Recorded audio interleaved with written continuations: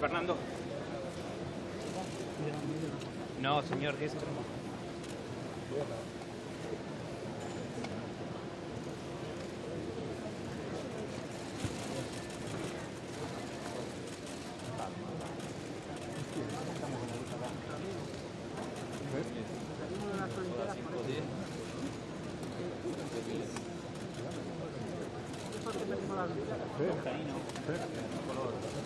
¿Cuál es tu virtual? ¿Acá no molesto? No, no, no. ¿También ahí? No, que no. Traten de no echarme. Que no había asado para nada. No, eso le decía que os tenía que llevar hoy de... Buen día, buen día.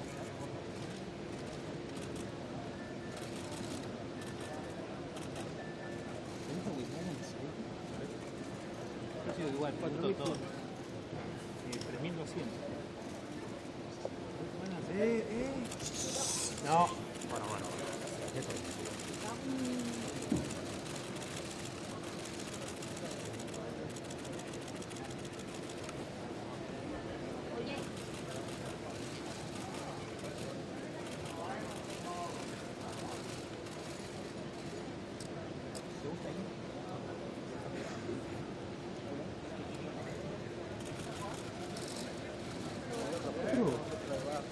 Rojo. No me voy al techo. Viene cerca de la zona.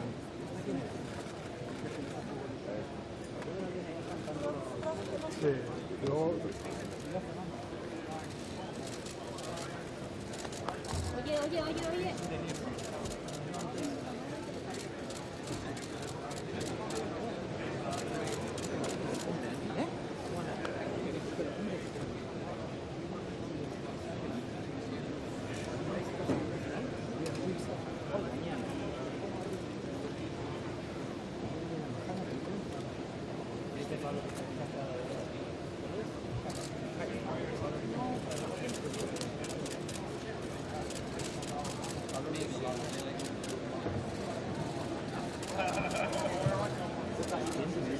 Oye.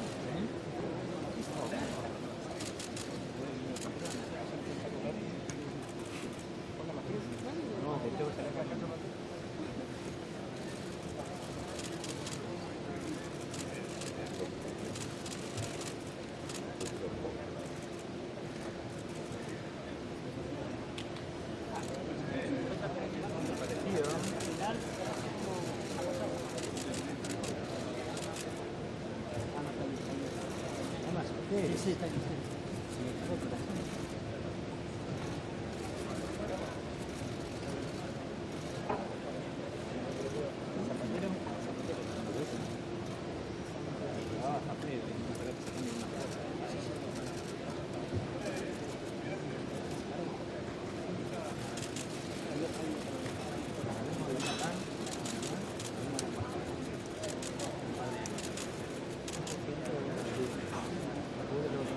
Presidente de la República Dominicana. ¿Ah, sí? República Sí.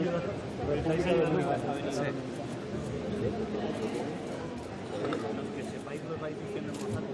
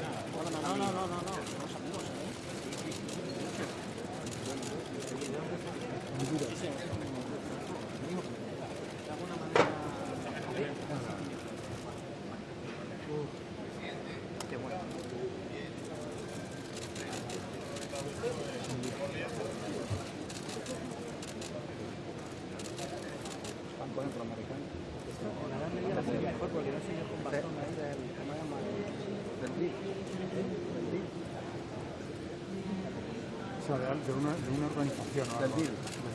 Sí, presidente, Moreno.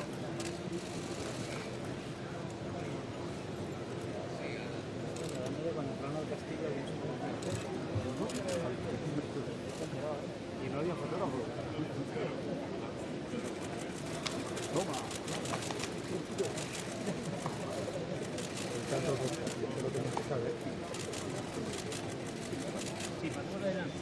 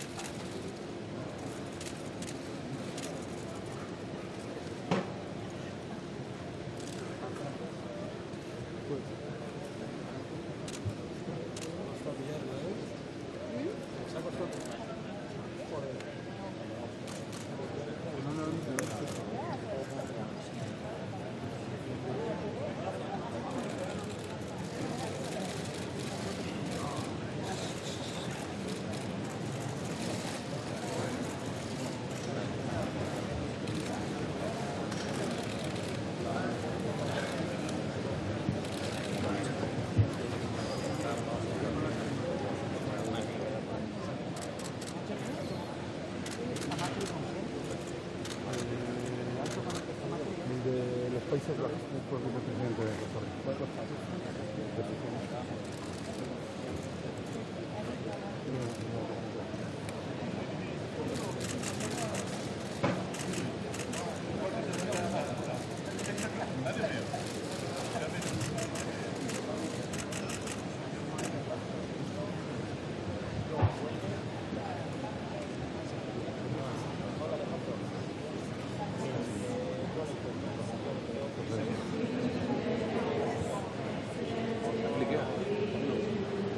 Andrea, ¿tú crees que los conoce a todos?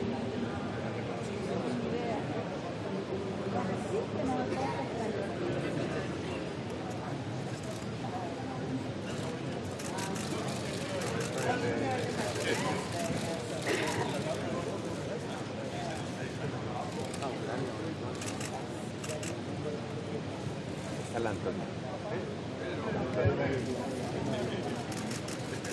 Sí, esto es Argentina.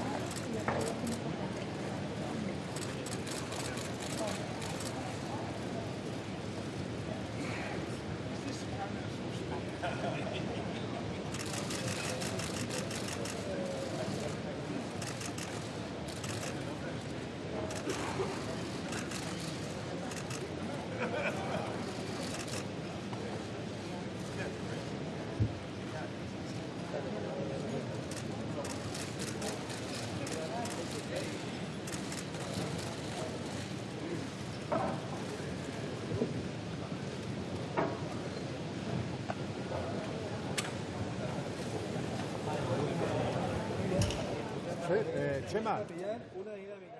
Jacinto, pilla un sitio ahí.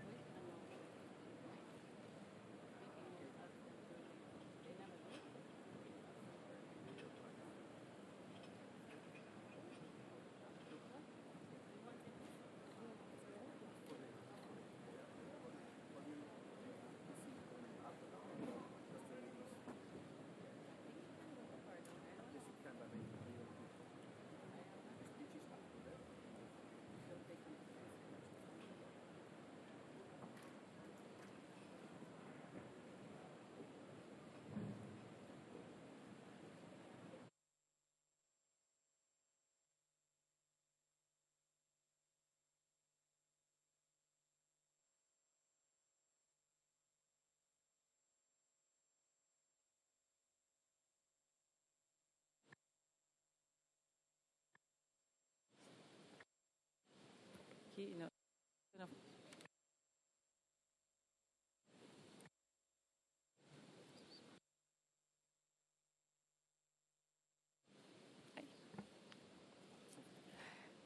Su Excelencia, señor Pedro Sánchez.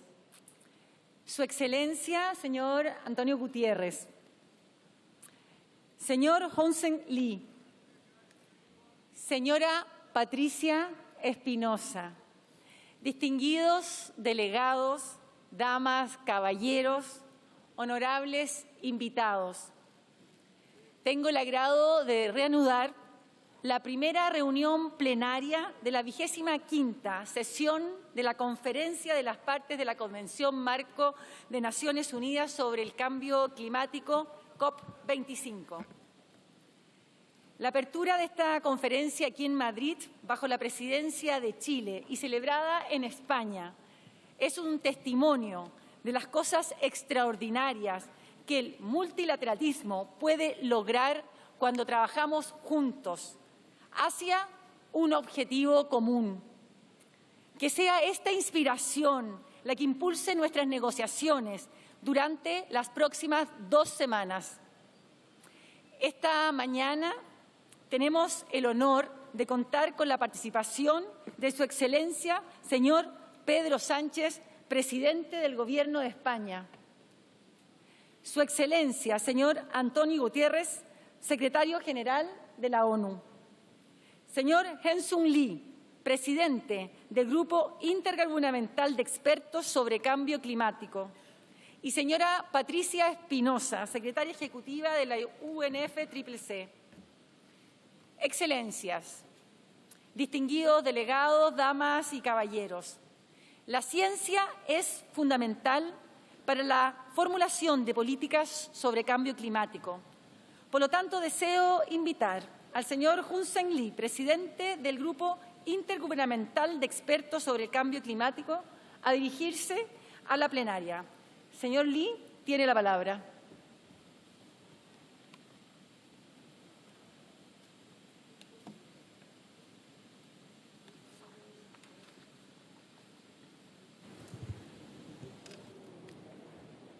Thank you very much.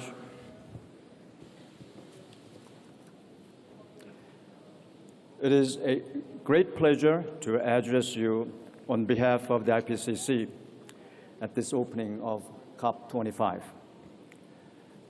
I'd like to express our gratitude to the government of Spain for hosting this important conference, and to the government of Chile as COP president for all their preparations.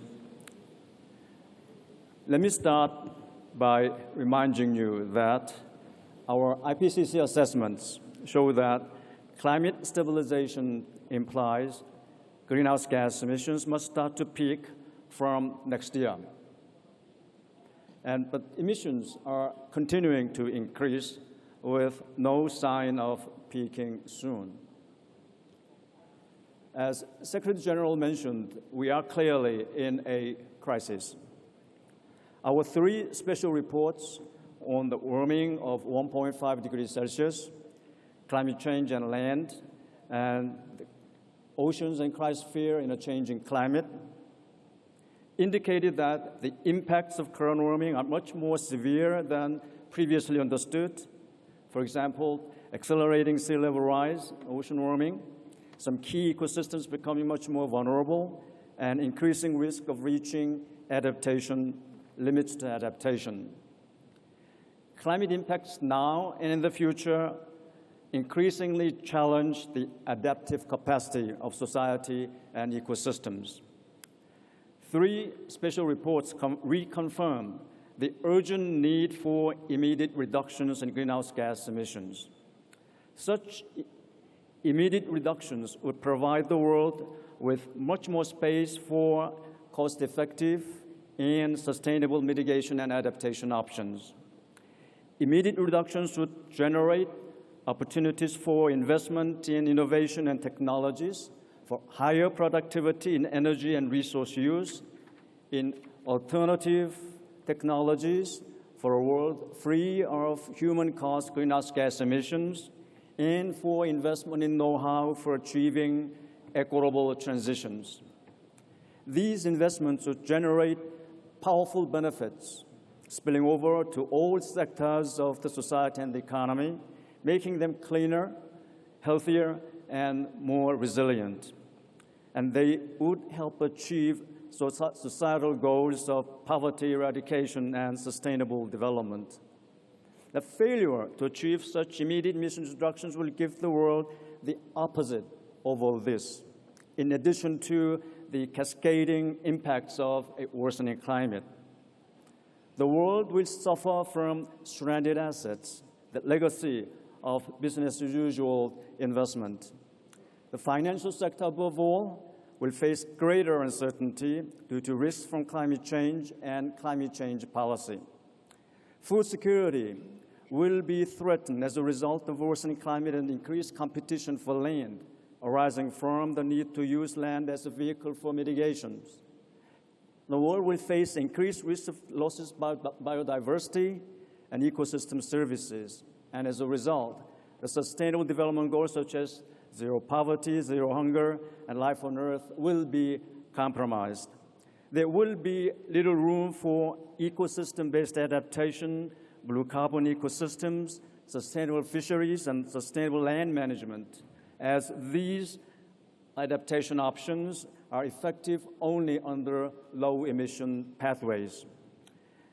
As Executive Secretary Espinosa has said, if we stay on our current path, we risk a sharp rise in global temperature increase this century, and I quote, "This will have enormous negative consequences for humanity and threaten our existence on this planet. We need an immediate and urgent change in trajectory. Achieving it is absolutely necessary to the health, safety, security of everyone of this planet, on this planet, both in the short and long term," unquote. The IPCC findings support your conclusions. Later this week, we will be discussing our two latest special reports at Substar IPCC special events. Both this special report on land and special report on oceans and cryosphere confirm that climate change will continue to exacerbate poverty and undermine the livelihoods of the poor and the marginalized. Both point to the need for immediate reductions in greenhouse gas emissions if we are to stabilize the climate. They should serve as a wake-up call to all of us. These reports have an extraordinary resonance, transforming public awareness of climate change and highlighting the importance of an all-of-society response. We are humbled that our work is reaching beyond you, our core audience of national governments, policymakers, negotiators, and beyond the scientific community to other stakeholders at the local and regional level, decision makers in cities, business and industry, civil society as a whole, young people, and the public at large. But despite this enhanced understanding of climate change, it is very clear we are not doing anywhere near enough to tackle it, just as I said at the beginning of my statement. I assure you that IPCC is working hard to deliver the scientific evidence you need. We are now midway through the 6th assessment cycle. The work is advancing on the main 6th assessment report that will be delivered in 2021. We will have a synthesis report which will integrate the 3 AR6 main reports and the 3 special reports you already have. That will be ready in May 2022. The synthesis report will provide policymakers and negotiators with the most up-to-date synthesis of scientific knowledge on climate change as you prepare for the first global stocktake in 2023. It is my hope that this synthesis report will also help integrate our understanding of climate change and policy response. This will require inputs both from the science and policy communities. We appreciate very much the complexities of taking climate action, arising from the need to address the consequences of action as well as its processes. We appreciate the challenge you face as a catalyst for the unprecedented change the society will need in the very short term as well as for the long term. Please tell us what you need from us, and we, the scientific community, will work with you to mend the disconnect between the scientific understanding of climate change and the realities of climate action. Thank you very much for your attention.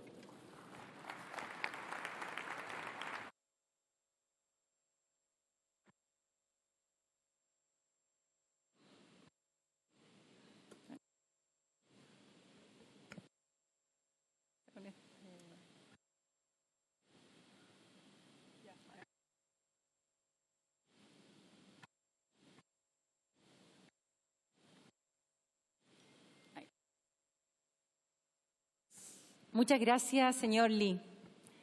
Como presidenta de la COP25 quiero darles la bienvenida a todos ustedes acá.